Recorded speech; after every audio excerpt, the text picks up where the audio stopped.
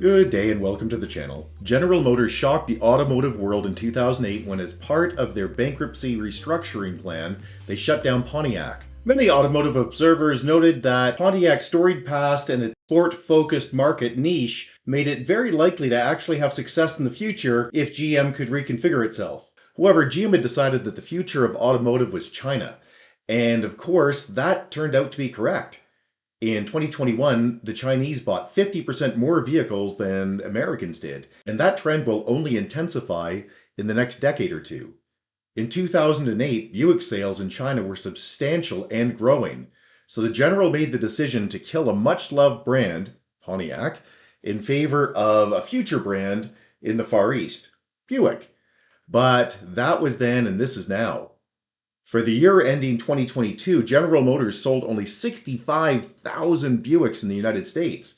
To give you an example of just how small that is, Stellantis, which is, Jeep, Dodge, Chrysler, and a bunch of other companies, just announced that they're killing, at least temporarily, the Jeep Cherokee because it sold only 50,000 units in 2022. It's also important to remember that the Cherokee is just one product, while Buick has 4 products to divide out that 65,000 sales figure. So that makes truly tiny numbers. So why on earth would GM keep such a brand operational with all of its associated and unpleasant union contracts and the costs?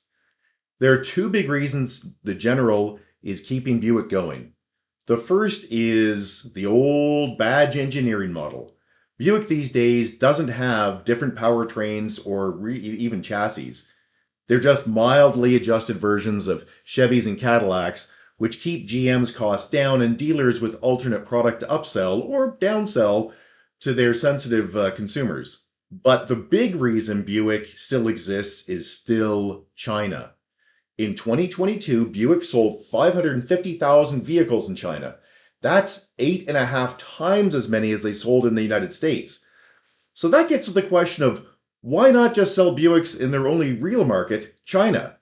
And the answer is because Buick has an equivalency to America in China. Middle-class and affluent Chinese still look at America as something to aspire to be like. If the General killed Buick in the United States, it would weigh heavily on Buick in China. Now, Buick sales cratered in 2022, down nearly an unbelievable 40% from 2021. So how can GM keep a failing brand like Buick alive in the United States and Canada? Well, the General has a clever solution that they used to use to sell vehicles in secondary and tertiary countries around the world. That will also work in the United States.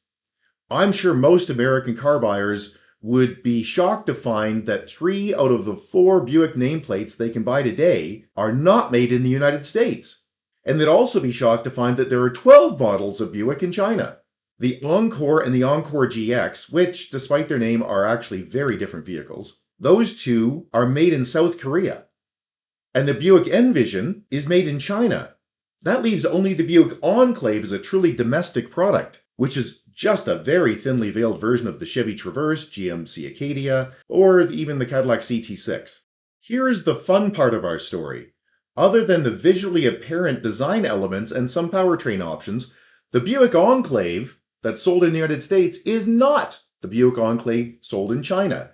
They are similar but substantially different vehicles. Getting back to the main story here, you might think that this just can't continue for long, but there are 3 reasons Buick will continue to sell product in the United States and Canada.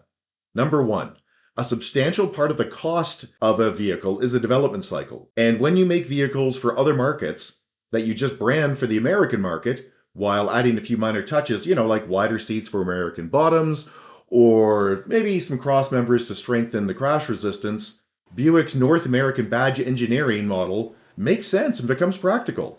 Secondly, General Motors has contractual agreements to produce vehicles in other countries like South Korea and China. And the only way to make those work and be profitable is to get the volumes up through global sales. And number 3, GM just has to hold out until EVs completely take over about a decade from now. Electric vehicles ride on a powertrain called a skateboard, which includes the battery and electric motors. A top hat is the body and, the cabin that you see and is much cheaper to produce when it is put on top of a standardized EV skateboard, like the General's Ultium battery and powertrain platform. American and Canadian Buick lovers are almost certainly going to see more offshored Buicks continue to come to North America, because it's the only thing that makes sense for the next decade. If I worked in a Buick-only factory in the United States, I'd be pretty freaked out about now. But there isn't a single factory in North America that's producing only Buicks. As noted, the only Buick that's made in the United States is the Enclave, and it's produced in GM's Lansing Delta plant, along with the Chevy Traverse, which sold almost 100,000 copies last year in Canada and the United States. So it's going to be okay. Buick's future is in question, but we don't see it going away.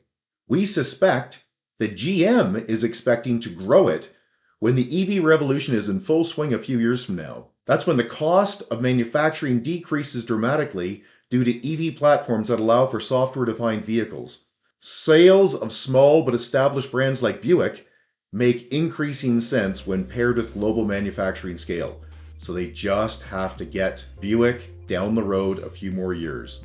Hey, if you found this video useful, please give us the big thumbs up. It'd be super appreciated. Subscribe's also always appreciated. If you have a question or comment, you can get a hold of us at www.partisanissues.com. Or you can leave a question or comment below, and if we don't get back to you, somebody else will, because it's YouTube and somebody always has an opinion. Thanks, and have a great day. Bye-bye.